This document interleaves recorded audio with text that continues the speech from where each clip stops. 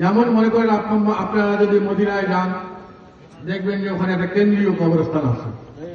মক্কায় যাবেন, সেখানে একটা কেন্দ্রীয় কবরস্থান আছে। প্রত্যেকটা এলাকায় তার নিকটস্থ আত্মীয় স্বজন যাদেরকে কবরস্থ করা হয়, তারা যেন সহজে মনে করেন যে আমি রংপুরে থাকি, আমি মারা গেলাম, আমার গ্রামের নিয়ে গেল, আমার আগামী প্রজন্ম, আগামী সন্তানেরা বাবার কবর দেখতে যায়, দাদার কবর দেখতে যায়। সেই হিসাবে আমার মনে হয় প্রত্যেকটা এলাকায় একটা করে কবরস্থান হওয়া অত্যন্ত প্রয়োজনীয়, অত্যন্ত জরুরি। যেভাবে মুসলমানদের জন্য যেভাবে মসজিদ মাদ্রাসায় তৈরি করা দরকার, দিনকে জিন্দা রাখার জন্য যে কাজগুলো, সেই কাজগুলো সেখানে করা হয়। সেজন্য মসজিদ মাদ্রাসার পাশাপাশি কবরস্থানও আমাদের একটা অত্যন্ত প্রয়োজনীয় বিষয়। তা আপনারা এখানে উদ্যোগ নিয়েছেন, এই উদ্যোগকে আমি স্বাগত জানাই।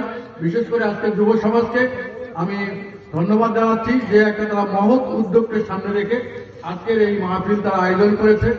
এখন যুবকরা অনেক সময় কনসার্ট করে, অনেক সময় মিউজিক্যাল অনেক প্রোগ্রাম করে, সেখান থেকে সরে এসে তারা যে একটা মহৎ উদ্যোগকে সামনে রেখে এই তাফসীরুল কোরআন মাহফিল করছে, এর জন্য আমি তাদেরকে প্রাণ ঢালা অভিনন্দন এবং শুভেচ্ছা জানাচ্ছি। এবং আগামী দিনে দিনকে জিন্দা রাখার জন্য দিনই যে মজমাগুলো হবে, সেখানে পাশ থেকে যুবকরা সহযোগিতা করবে। তার কারণ আজ থেকে সেই 1450 বছর আগে আমাদের প্রিয় নবী কিন্তু প্রথম সংগঠন করেছিলেন হিলফুল ফুজুল। সেই হিলফুল ফুজুল থেকে এই ইসলামের দাওয়াত তারা দেওয়া শুরু করেছিলেন এবং সংগঠিত করার প্রথম তার যাত্রা শুরু করেছিলেন। সেই জন্য যুবকরাই পারে একটা সমাজের অবকাঠামো, সমাজের পরিবর্তন করার জন্য যুবকরা যারা পারে, আমরা কিন্তু বয়স্করা সেটা পারবো না। সেই জন্য আমি যুবকদেরকে যেভাবে ভালো কাজে এগিয়ে আসার জন্য আহ্বান জানাচ্ছি। আমাদের পক্ষ থেকে এই কবরস্থান নির্মাণের জন্য এটা তো ধারাবাহিক কাজ। হয়তোবা আজকে কবরস্থানের এরিয়াটা ঠিক করলেন, সেখানে একটা সীমানা প্রাচীর থাকলো, সেখানে যদি মাটি ফিলিং এর বিষয় থাকে যে যখন বন্যা হয় বা বর্ষা হয় তখন যাতে মানুষ স্বাভাবিকভাবে কবর দিতে পারে, তার জন্য মাটি ফেলতে হবে। ধারাবাহিক কাজের জন্য আমার ধারাবাহিকভাবে আমার সহযোগিতা থাকবে। আল্লাহ যতটুকু সামর্থ্য দিয়েছে সেই সামর্থ্য অনুযায়ী আমি সহযোগিতা আমি সবসময় করে থাকবো, করি এবং করতে থাকবো। আল্লাহ যে কদিন আমাকে হায়াতে বাঁচা রাখছে। আমি আপাতত আজকে 10,000 টাকা নিয়ে আসছি, সেই টাকাটা দেবো। আমি পরবর্তী স্টেজে আমি আবারও আপনাদের আমার জন্য দোয়া করবেন, আমি আপনাদের জন্য দোয়া করি। আল্লাহ যেন আপনাদের সবাইকে ভালো রাখে। তার কারণ আমরা দেখলাম এই বাংলাদেশের যে প্রেক্ষাপট পরিবর্তন হলো, এই পরিবর্তনে যে দেখবেন লক্ষ লক্ষ কোটি টাকা যারা পাচার করেছে, যারা হাজার হাজার টাকা দুর্নীতি করে, কোটি টাকা দুর্নীতি করেছে, তাদের অবস্থাটা আজকে কি আপনারা দেখেন। সালমান এফ রহমান এক ব্যক্তি 57,000 কোটি টাকা পাচার করেছে। সেই সালমান এফ রহমানের অবস্থা কি? সে নিজের আল্লাহর নবীর সুন্নত দাড়ি শেষ পর্যন্ত চেষে ফেলে সে আত্মগোপন করে পালানোর চেষ্টা করলো, কিন্তু সে পালাতে পারে নাই। আজকে দেখেন এস আলম, সাইফুল আলম, যারা পাঁচ ভাই 1,85,000 কোটি টাকা দুর্নীতি করে বিদেশে পাচার করছে।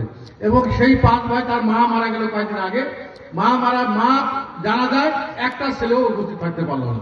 তো এই টাকা দিয়ে কি হবে?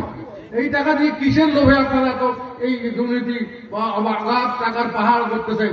এই টাকা আপনাকে ভালো কিছু দিতে পারবে না।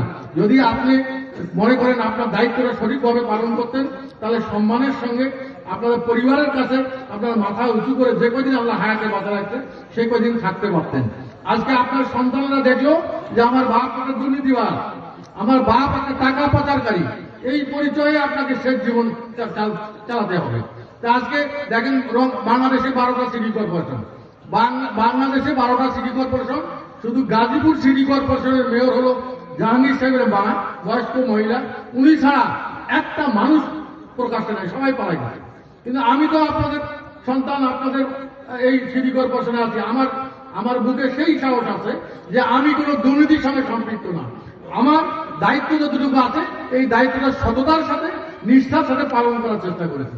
আমি আছি, আমি বহাল তহবিলে ঘুরতেছি। আমি যদি আমার মন যদি বলে যে আমি কোনো দুর্নীতির সঙ্গে সম্পৃক্ত না, তাহলে আমার প্রকাশ্যে ঘুরে বেড়াতে অসুবিধা কি?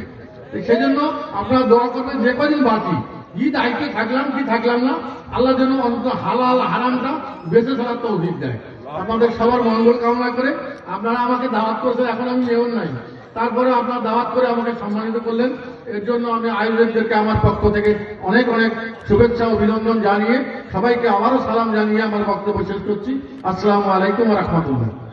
মারহাবা মারহাবা।